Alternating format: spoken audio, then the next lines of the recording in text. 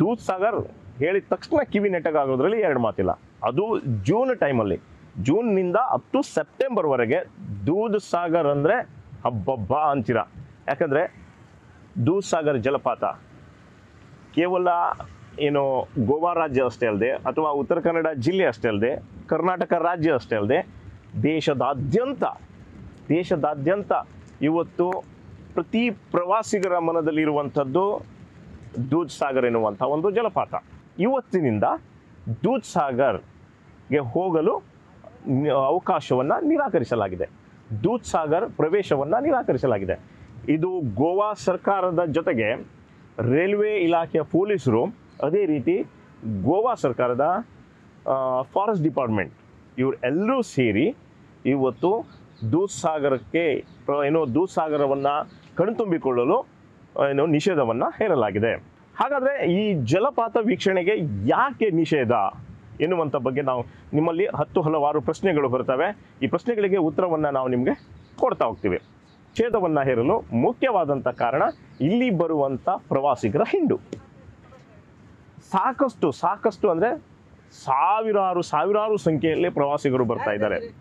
ಈ ಪ್ರವಾಸಿಗರಿಗೆ ಇಕ್ಕಟ್ಟಾದಂಥ ಒಂದು ಜಾಗ.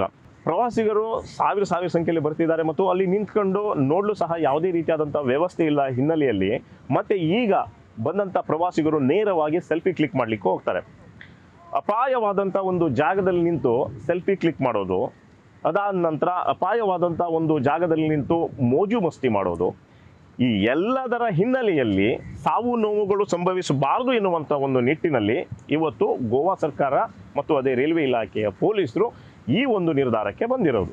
ರವಿವಾರವಾಗಿದ್ದರಿಂದ ಒಂದು 2,000-3 ಸಾವಿರ ಪ್ರವಾಸಿಗರು ಇವತ್ತು ದೂದ್ ಸಾಗರ್ ನೋಡಲು ಬಂದಿದ್ದಾರೆ. ಜೊತೆಗೆ ಈ ಬಂದವರೆಲ್ಲ ಪುಣೆ ಮಹಾರಾಷ್ಟ್ರ, ಅದೇ ರೀತಿ ಉತ್ತರ ಕರ್ನಾಟಕ ಅಂದರೆ ನಮ್ಮ ಕರ್ನಾಟಕ ರಾಜ್ಯದ ಉತ್ತರ ಕರ್ನಾಟಕ ಭಾಗದವರು, ಬೆಳಗಾವಿ ಆಗಿರ್ಬೋದು, ಬಾಗಲಕೋಟೆ ಆಗಿರ್ಬೋದು, ಧಾರವಾಡ ಆಗಿರ್ಬೋದು, ಹುಬ್ಬಳ್ಳಿ ಆಗಿರ್ಬೋದು, ಅದೇ ರೀತಿ ಬೆಂಗಳೂರಿಂದಲೂ ಸಹ, ಅದೇ ರೀತಿ ಮೈಸೂರಿಂದಲೂ ಸಹ ಸಾಕಷ್ಟು ಪ್ರವಾಸಿಗರು ಇವತ್ತು ದೂದ್ ಸಾಗರಕ್ಕೆ ಬಂದಿದ್ದಾರೆ. ದೂದ್ ಸಾಗರ್ ಬಂದ ಮೇಲೆ ಅಲ್ಲಿ ಹೋಗಲು ಒಂದು ಯಾವ ರೀತಿ ಅಂದರೆ ಒಂದು ರೈಲ್ವೆ ಮೂಲಕ ಹೋಗಬೇಕು. ರೈಲ್ವೆ ಮೂಲಕ ಹೋಗೋದಾದರೆ ದೂದ್ ಸಾಗರ್ ರೈಲ್ವೆ ಸ್ಟೇಷನ್ ಬರುತ್ತೆ. ದೂದ್ ಸಾಗರ್ ರೈಲ್ವೆ ಸ್ಟೇಷನ್ನಲ್ಲಿ ಇಳ್ಕೊಳ್ಬೇಕಾಗತ್ತೆ. ಅಲ್ಲಿ ಕೇವಲ 10-15 ಸೆಕೆಂಡ್ಗಳಷ್ಟು ಮಾತ್ರ ರೈಲ್ವೆ ನಿಲುಗಡೆ ಆಗುತ್ತೆ. ಬಸ್ಕಿ ಓಡಿಸೋರ ಮೂಲಕ ಶಿಕ್ಷೆಯನ್ನು ನೀಡಿದ್ದಾರೆ. ಯಾಕಂದರೆ ದೂದ್ ಸಾಗರ್ ರೈಲ್ವೆ ನಿಲ್ದಾಣದಲ್ಲಿ ಇಳ್ಕೊಂಡಂಥ ಪ್ರವಾಸಿಗರು ನೇರವಾಗಿ ರೈಲ್ವೆ ಟ್ರ್ಯಾಕ್ಗಳ ಮೂಲಕ ದೂದ್ ಸಾಗರ್ ವೀಕ್ಷಣೆಗೆ ಬರ್ತಾ ಇದ್ರು. ಅಲ್ಲಿ ನಿಂತಂಥ ಪೊಲೀಸರು ಇವರಿಗೆ ಬಸ್ಕಿ ಓಡಿಸಿ ವಾಪಸ್ ಕಳಿಸುವಂಥ ಪ್ರಯತ್ನವನ್ನು ಮಾಡಲಾಗಿದೆ. ದೂದ್ ಸಾಗರ್ ವೀಕ್ಷಣೆಗೆ ಸಂಪೂರ್ಣವಾದಂಥ ನಿಷೇಧವನ್ನು ಇವತ್ತಿನಿಂದ ಹೇರಲಾಗಿದೆ.